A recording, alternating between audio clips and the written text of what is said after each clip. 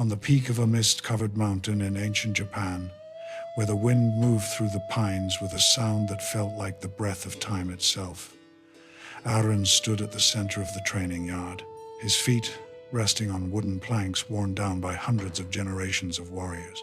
He was only 17, yet he had already given 5 years of his life to this dojo.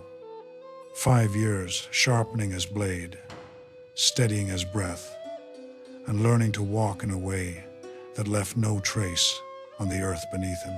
His technique was praised by the senior students. His strikes were sharp, his movements precise, his breathing steady. But there was one truth he could no longer deny. When he faced a real opponent, his mind no longer belonged to the battle. It ran into the future, into the worst things that could happen, into the image of his own defeat, into the feeling that he was never enough.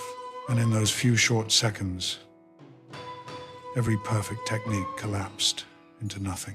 That afternoon, after an intense round of training, his master stepped into the yard, his frame thin yet carrying a sharpness like a blade forged through a lifetime. Without a wasted word, he looked at Arin with eyes both calm and piercing. He asked, "Arin, if you were to face 10 enemies at once, how many could you defeat?" The answer rose from the pride of a young warrior. All of them.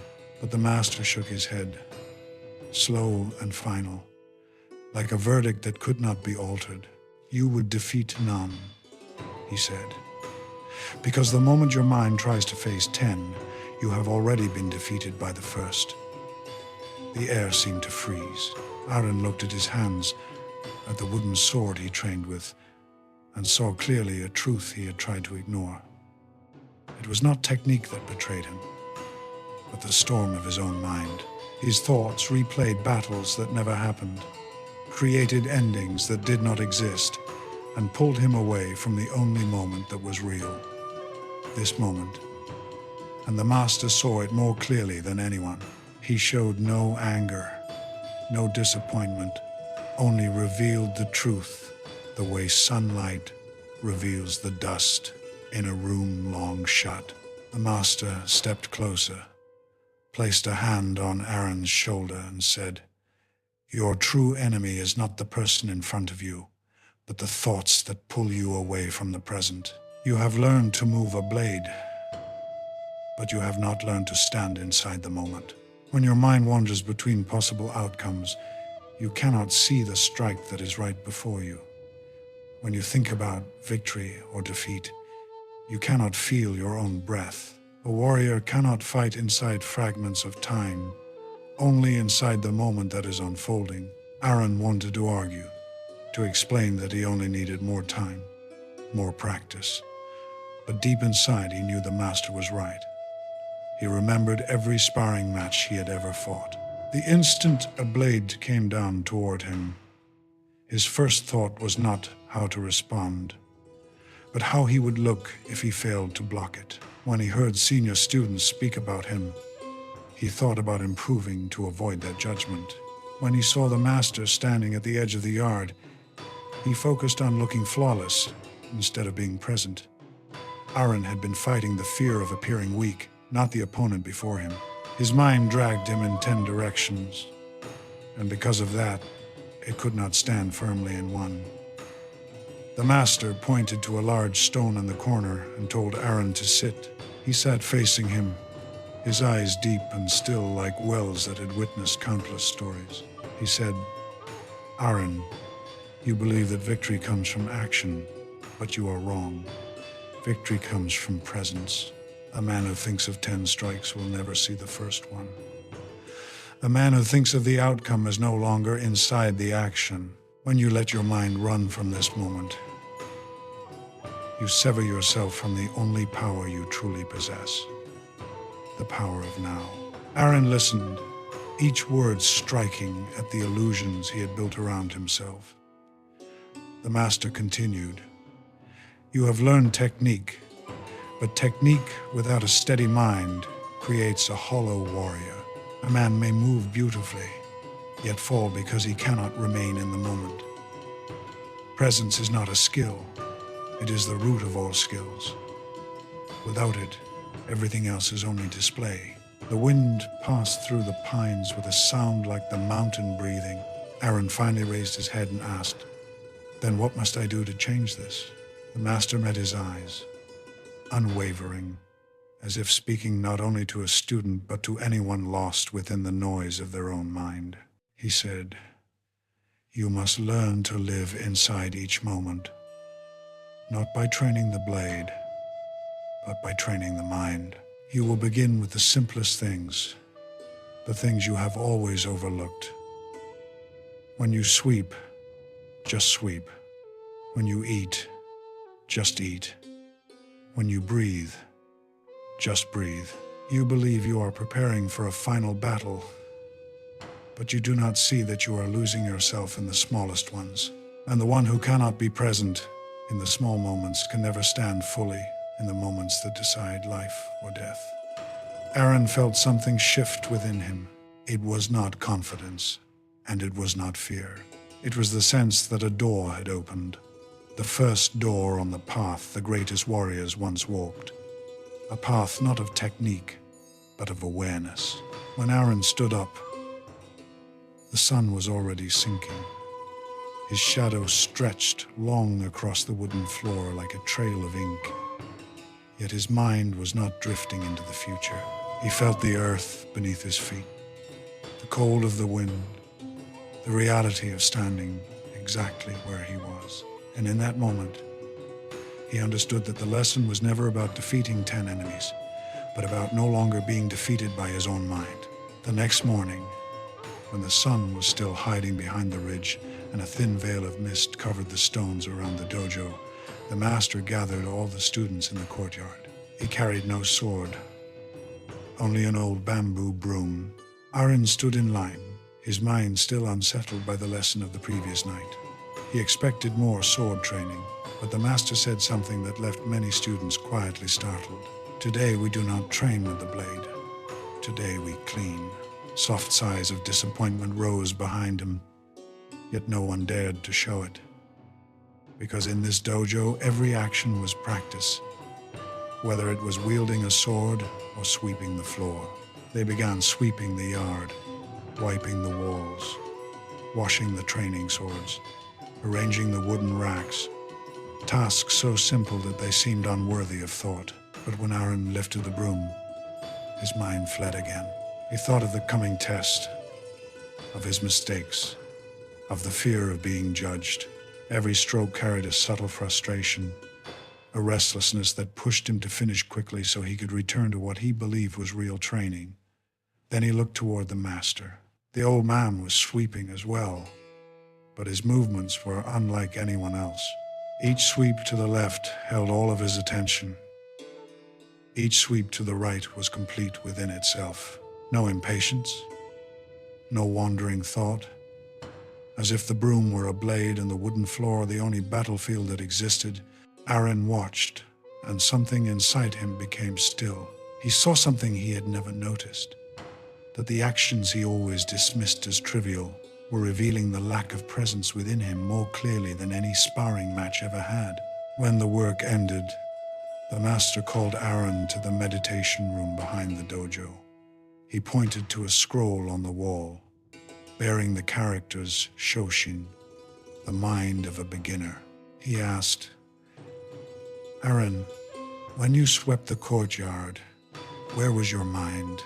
Arin lowered his head. "In other things. In the test. In what has not yet come." The master nodded. "That means that even in the moment you were living, you are not truly there. You want to become a warrior. Yet you cannot remain present in the simplest act. You believe simplicity is unimportant, but simplicity is the first gate into the true path." Arin listened, not only with the mind. He felt something settle within him, a truth he had ignored for years. He realized that in everything he did, whether sweeping or practicing the sword, his mind was always elsewhere. It was not just a bad habit. It was the root of weakness in every action he performed. The master sat down and motioned for Arin to sit with him. He asked, "Why do you think a beginner has a strength that seasoned students often lose?" Arin thought for a moment and answered, "Because they are curious and focused." The master smiled. "Right, but not complete. A beginner has another gift. Their mind is empty, not filled with fear, not filled with expectations, not filled with the pressure to be strong or perfect. When they hold a sword, their mind holds only the sword. When they sweep, their mind holds only the path of the broom. That is the foundation of presence, and you lost it long ago." Arin felt something like a stream of clear water running through his chest. It was not shame, but awakening. Something was falling apart within him, and something else was forming in its place. The master said, "From today on, everything you do will become your test. When you eat, then eat. When you walk, then walk. When you train with the sword, let there be only breath, footsteps, balance, and the arc of the blade. You will see that the simplest act is often the most difficult place to remain present. And if you cannot hold your mind in the simple, you will never hold it in the moment that decides life or death." Arin nodded, not out of duty, but because he began to see the true weight of the teaching. A warrior does not fear the enemy outside. He fears the mind that cannot remain still in the moment that matters. Now, I want to ask you, the one listening to this story, the very question the master asked Arin. When you do something simple, eating, walking, picking up your phone, or sitting in the quiet of the morning, is your mind there with you, or is it running into the future, into things that have not happened, into fears that have no shape? Are you living this moment, or are you only passing through it like a shadow? This is not a question to test you, but a question that may change how you live, the same way it changed Arin. And if this story speaks to something inside you, if you choose to continue walking this path with me and with those who seek to live more deeply, I ask you to take a single second to like this video and subscribe to the channel. It may seem small, but for someone who creates these journeys, it is a gesture of support that is truly valued. Thank you for being here and for listening with an open mind. Arin continued to train as his master instructed. He began with the smallest actions. When he ate, he felt each grain of rice on his tongue. When he walked, he heard the sound of sand beneath his feet. When he lifted the broom, he watched its movement as if it were the path of a blade. No rushing, no impatience, no running into thoughts of the future. At first, it was difficult. His mind resisted, pulling him away, whispering that he was wasting time, but he always returned to his breath. And in the rare silence between thousands of thoughts, he began to notice details he had never seen before. The color of the wooden floor, the sound of the wind slipping through the door, the faint scent of ink from the calligraphy scrolls. These small fragments began to weave together into something new, a presence he had never felt in his life. He understood then that his master's lesson was not meant for combat alone. It was meant for life. When the mind does not live with the body, a person loses themselves. And Arin knew he had just stepped through the first gate of a true path, a path not against an enemy, but against the scattering of the mind, a path where each breath is a teacher, each action is an examination, and each moment is the battlefield where a real warrior is born. When Arin began living exactly as his master had instructed, the first days felt like a quiet battle that no one but he could witness.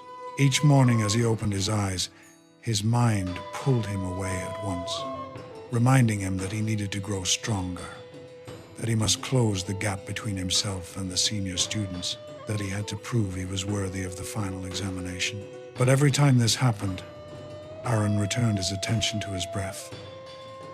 slow and deliberate. Not to chase the thoughts away, but to remind himself to return to this moment. When he lifted the broom to sweep the courtyard, he focused on the feel of the bamboo handle in his hands and the sound of the bristles gliding across the wooden floor. Those small details began to emerge clearly, as if they had been waiting for years to be truly seen. And in those seemingly unimportant hours, Arin began to understand the deeper truth his master always spoke of, that a person does not fail in great battles, but in the countless small moments when the mind loses itself. One afternoon during sparring, Arin faced Kenzo, a senior student whose technique was sharp as steel. In the past, Arin was always tense when sparring with him, but today, he felt his breath clearly, felt the weight of the wooden sword, felt the ground beneath his feet. He did not think about Kenzo's strengths or weaknesses, did not think about how he would look if he lost, did not think about the master observing from the side. There was only this moment, this body, and the movement unfolding when Kenzo rushed forward. His speed was like a blade of wind, but Arin did not respond through thought. He simply leaned his body just enough, and the wooden sword sliced through the air where Arin had stood an instant before. A simple movement, not impressive, but completely complete. Kenzo shifted direction and struck again. Arin met the blow lightly, without tension, without the resistance he used to rely on. Everything felt lighter, more refined, as if his body were listening to each motion without adding judgment or fear. After a few exchanges, Kenzo stepped back, his eyes no longer sharp with challenge, but filled with a mix of surprise and respect. Arin felt no pride, no excitement, only the steady rhythm of his heartbeat returning to calm, only the sensation of his hands relaxing again. The stillness within him remained untouched. When training ended, the master said nothing. He simply looked at Arin for a long moment, long enough for Arin to understand that he had seen the shift beginning to take root. As Arin passed the back courtyard where some senior students were washing their training swords, he heard them speak quietly. One said, "Arin fought differently today. No tension, no eagerness. He moved like someone responding to the wind rather than an opponent." Another replied, "I do not know what the master did to him." Their voices carried no envy, only genuine curiosity. Arin did not stop to listen. He simply walked on, feeling each step as practice, not to pretend calm, but because he truly inhabited each footfall. In the days that followed, Arin continued practicing presence in every moment. When he drank water, he felt it flow through his throat. When he split firewood, he listened to the crack of the axe meeting grain. When he washed bowls, he felt the temperature of the water against his skin. These moments of attention did not create anything dramatic, but slowly, they began to reshape the way he moved through the world. His mind no longer crashed through his thoughts or drove his actions with anxious instinct. Instead, action itself began to lead the way. When he focused on what was happening right before him, all worry and expectation and fear dissolved like mist in sunlight. And in the brief spaces between thousands of thoughts, Arin sensed a vast quiet, where everything was still and clear. Not the stillness of the dojo, but the stillness within himself. One fog-heavy morning, the master called Arin to the forest behind the dojo. He spoke only one sentence. "Today we train something you have never trained." He handed Arin a long bamboo staff and told him to stand 10 steps away. Without another word, the master closed his eyes. In that instant, Arin sensed something unusual. Not the calm he was used to, but the disappearance of all presence. The master stood like a tree. No breath, no movement. Even the sharp aura he carried vanished. Arin felt it was impossible to tell where the master ended and the forest began. He did not know what the master would do or when he would move. All he could do was wait. Then in a single flash, the master opened his eyes. Before Arin's mind could form a thought, the bamboo staff was already in front of him, faster than anything he could predict. Yet his body leaned left on its own, letting the strike pass by a hair. No thinking, no anticipation, only action arising from awareness. The master stepped back, then surged forward again with even greater speed. Arin did not have time to consider defense, but his body turned, lifted the staff, stepped back in perfect rhythm. There was no technique in these movements. They were simply the merging of awareness and action. When the training ended, the master said, "You are beginning to understand what warriors call the mind without mind. Not an empty mind, but a mind not led by its own noise. When the mind is not running into the past or the future, the body responds with precision to what is here. This is a power swordsmanship cannot teach, but presence can reveal." Arin bowed, not for praise, but in respect for the gravity of the lesson. He knew he had crossed an important threshold, yet the path ahead stretched endlessly. Later that day, as he stood alone by the well behind the dojo, Arin looked at his reflection, not to admire himself, but to see the stillness in his own eyes.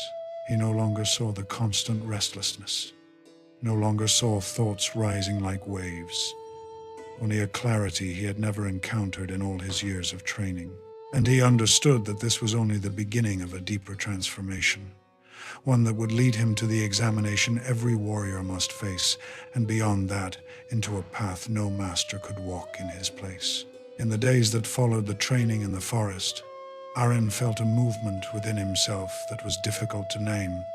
It was not the excitement of improvement, nor the pride of earning his master's acknowledgement.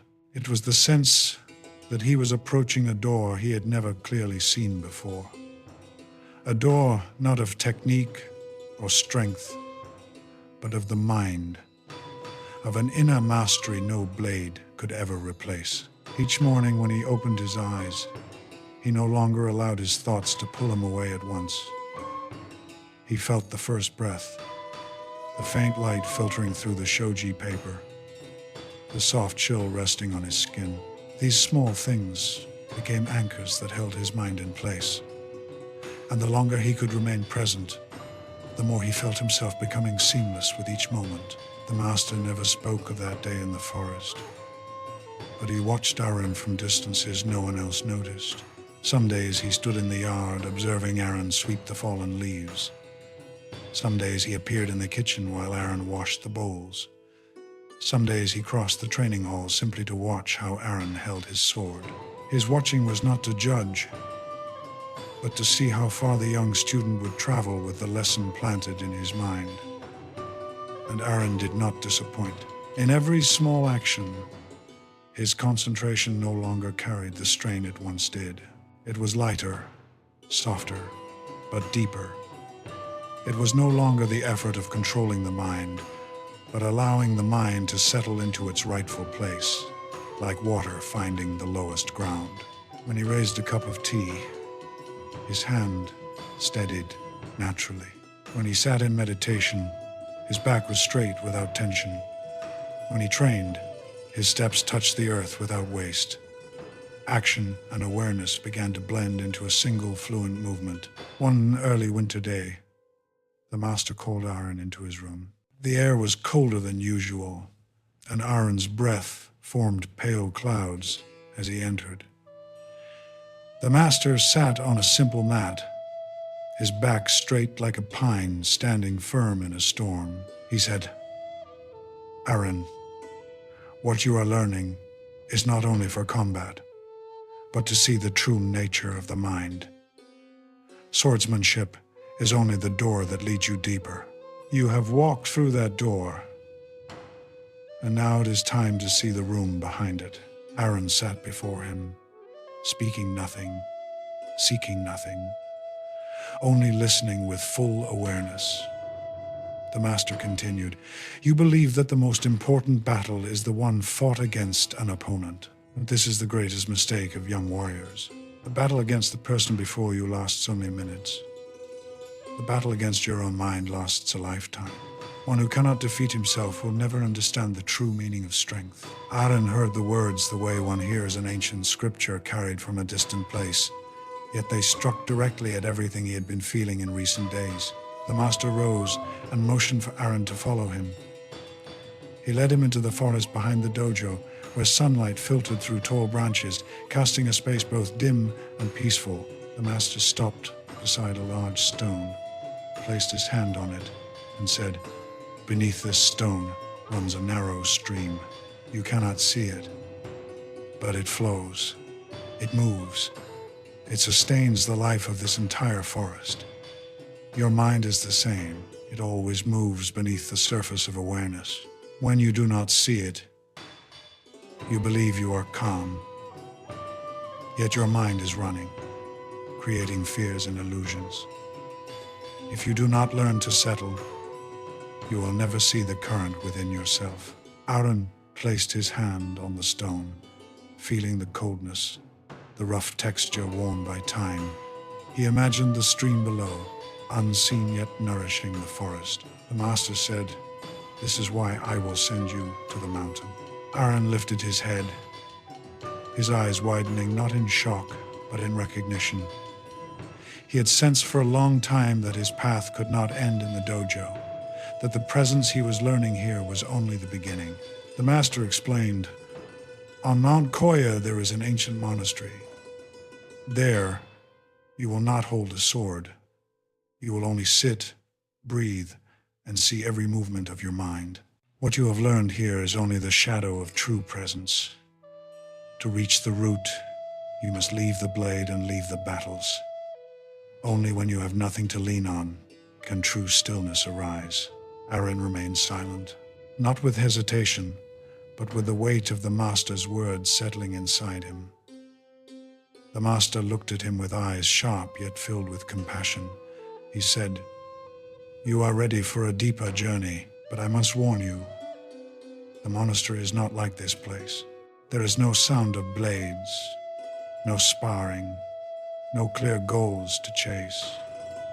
There is only your mind and its naked truth. Many have abandoned the path because they discovered that fighting another person is easier than facing themselves. Are you ready?" Arin breathed slowly, feeling his body, feeling the ground beneath him, and answered with clarity, "I am ready." The master nodded and said, "Prepare for 3 days. When the sun rises on the 4th, you will leave the dojo and climb the mountain. Bring little, for you will let go of much more." Arin bowed deeply. For the first time in years, he did not think of becoming the strongest samurai. He thought only of the master's words, that beneath every movement of the body and the blade lies the current of the mind.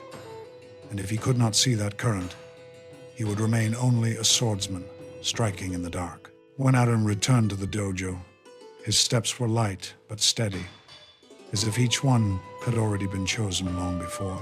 He sensed clearly that his real journey was not the honing of a sword, but the sharpening of awareness.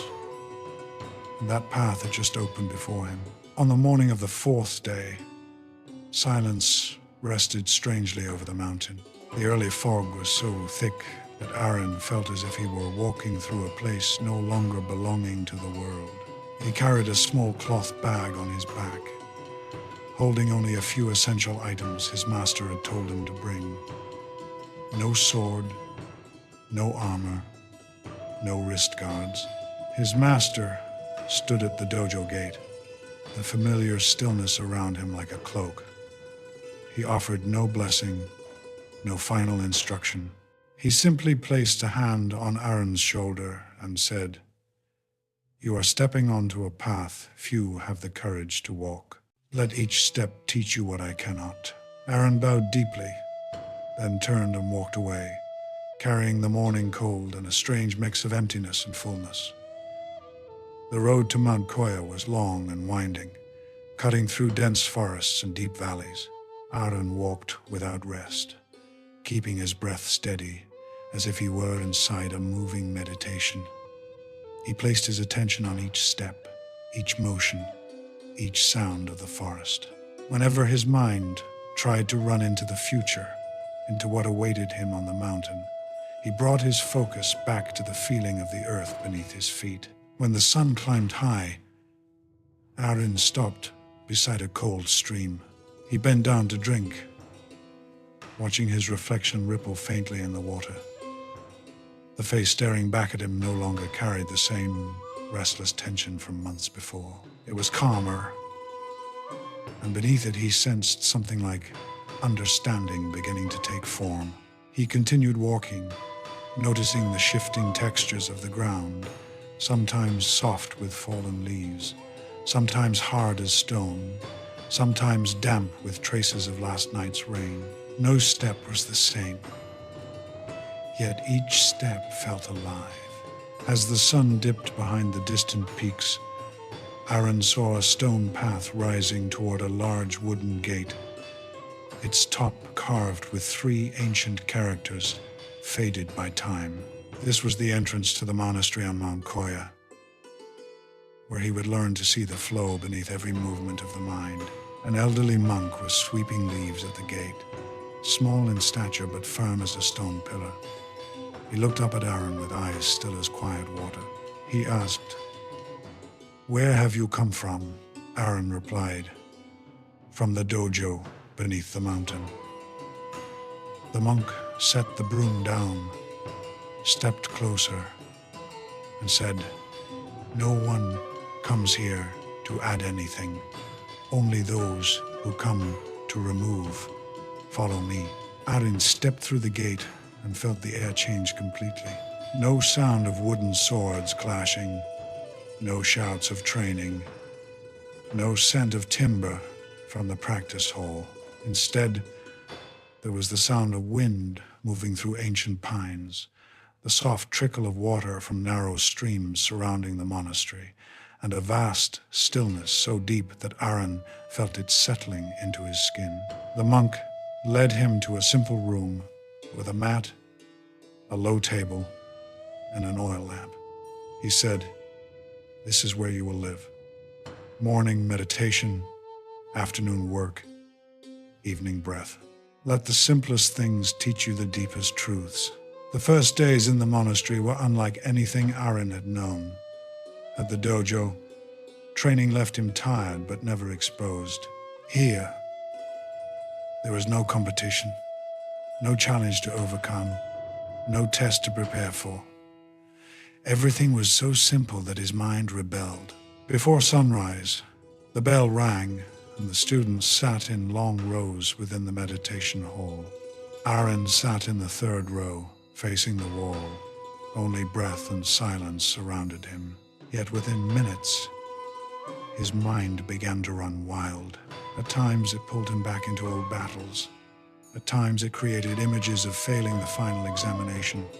At times it imagined conversations that had never happened. Arin tried to return to his breath, but his mind sprang away like a wild creature. Whenever his thoughts ran too far, the elderly monk passed behind him and tapped his shoulder with a thin stick, not painful but sharp enough to pull him back into this moment.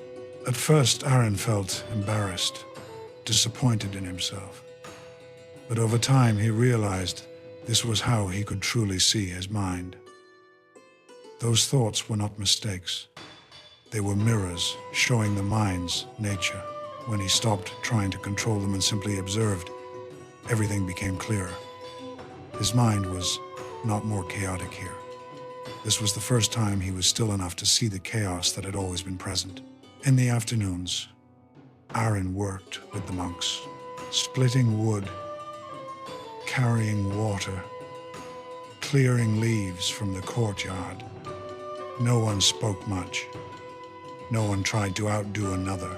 Everyone moved as if each motion was an extension of their breath. Arin watched how they worked, light but decisive, slow but complete. At times it felt as if they were not working at all, but merging with the action itself. At the dojo, Arin always thought in terms of achievement. Here, no one sought achievement, yet their presence was stronger than that of any warrior he had known. As days passed, Arin began to feel the change within himself. Not a dramatic shift of skill, but a slow, deep alteration, like water carving through stone. In meditation, he no longer tried to push thoughts away. He let them come and go, like clouds crossing the sky. During work, he felt each motion so clearly that time sometimes disappeared without his noticing. And at night, as cold wind slipped through the wooden walls, Arin sat alone in his room, looking into himself as one looks into a still lake. What he saw was not always beautiful, but it was true. One evening, after the final bell faded into the mountain air, the elderly monk approached Arin and said, "You are beginning to see a truth that few dare to look at. The truth that the mind is not your friend and not your enemy. It is simply the mind. Your task is not to fight it, but to see through it. When you look deeply enough, you will find stillness at the center of chaos. That is the foundation of every strength a warrior can possess." Arin bowed, feeling each word like cool water flowing through his chest.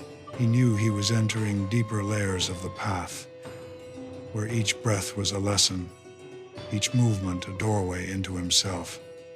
And he understood something important. This journey was not meant to make him a better samurai. It was meant to make him a more complete human being. He did not know where the path would lead, but for the first time in his life, he did not need to know. This moment was enough. Time on Mount Koya passed like a stream running quietly beneath layers of stone. There were no explosive moments, no rapid improvements to show anyone. Only a deep shift within that, only the one experiencing it could see. Arin lived days where everything was simple, yet none of it was easy. Each morning began with a long silence. Each afternoon was filled with quiet labor, and each night became a gentle but piercing confrontation with his own mind. He began to understand that the strength of a warrior did not lie in the speed of a strike or the precision of a block, but in the depth of stillness inside each action. One morning, as Arin sat in meditation, the elderly monk approached and stood behind him. No stick, no sound, only the faint touch of his breath blending with the cold air. He said, "Arin, it is time for you to leave the meditation hall." Arin opened his eyes without surprise, for he had been sensing for days that he was nearing something, as if he had touched the edge of an invisible door. The monk continued, "From today on, you will practice presence in chaos, because seeing your mind in stillness is not enough. True strength lies in seeing your mind even when the world around you shifts. Follow me." He led Arin down a lower slope of the mountain. The wind was stronger here, the light harsher, the ground uneven with scattered stones. There were no walls of silence to shield him now, only the rawness of nature. The monk told Arin to close his eyes and simply stand. No meditation, no counting breath, no attempt to enter a state. Just stand. At first, Arin remained calm, carrying the stability he had cultivated for months. But soon, the sounds of the forest, the sharp wind, the calls of birds across the mountain began to disturb his mind. When the wind pushed against him, he leaned unconsciously to keep balance. When a branch fell nearby, his heart jolted. The monk said, "That is your mind. When the world moves, it moves. People think their minds are calm, but that calm belongs to their surroundings. A warrior must find stillness even when the world around him trembles." Arin stood longer, feeling the cold and also the small unease rising within him. He began to understand the lesson. Stillness does not come from removing noise, but from allowing noise to pass without being carried away. It does not come from resisting the wind, but from letting the wind blow without letting the mind lean with it. After a while, the monk said, "Good. Open your eyes." Arin opened them and found the monk watching without judgment. He said, "You have begun the new lesson, but you need one more test." What happened next resembled no training Arin had ever known. The monk handed him a light bamboo staff and said, "I will attack you with no pattern, no signal, no rhythm for you to anticipate.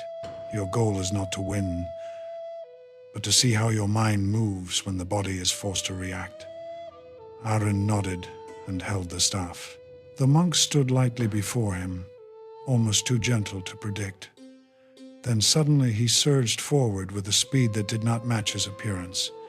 His staff sliced through the air, sharp like wind. Arin dodged, his body moving in awareness without thought.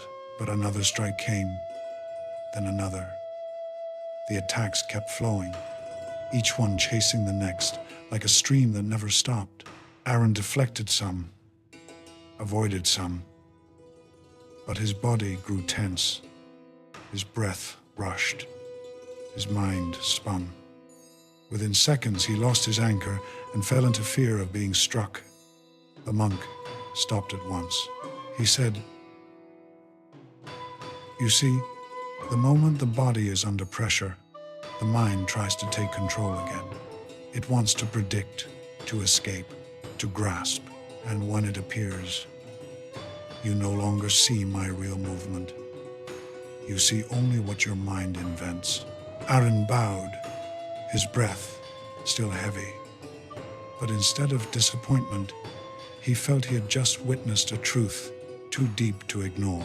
He understood that months of meditation had prepared him, but real practice lay in remaining awake, even when instinct tried to reclaim him. The next day, the training repeated. But this time, Arin did not try to avoid, did not try to win, did not try to read the monk's movement. He placed his attention on each breath, on the sensation in his hands and feet, on the space around him. As the staff swung toward him, he did not chase it with thought, but saw it clearly and let the body respond.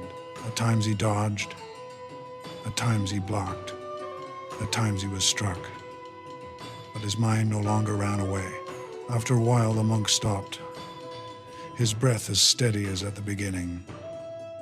He said, "Now you understand what the old samurai called the mind without mind. Not emptiness, but clarity. Not the absence of thought, but the refusal to let thought lead. A warrior never fights with thinking. He fights with awareness." The following days passed like thin water flowing beneath stone. Arin worked, meditated, trained, and felt the inner shift becoming whole. His mind no longer jumped when a sudden sound appeared, no longer tightened when facing difficulty, no longer invented fears under pressure. It still moved, but it no longer dragged him with it. In that awareness, Arin began to see the nature of strength. Not the ability to block every strike, but the ability to not be deceived by his own mind. One evening, near the end of winter, the monk approached Arin as he sat at the veranda watching the moon. He sat beside him and said, "Arin, you have learned what you came here to learn. Your presence no longer depends on quiet spaces. You can carry it back into your world, the world where storms and trials are waiting.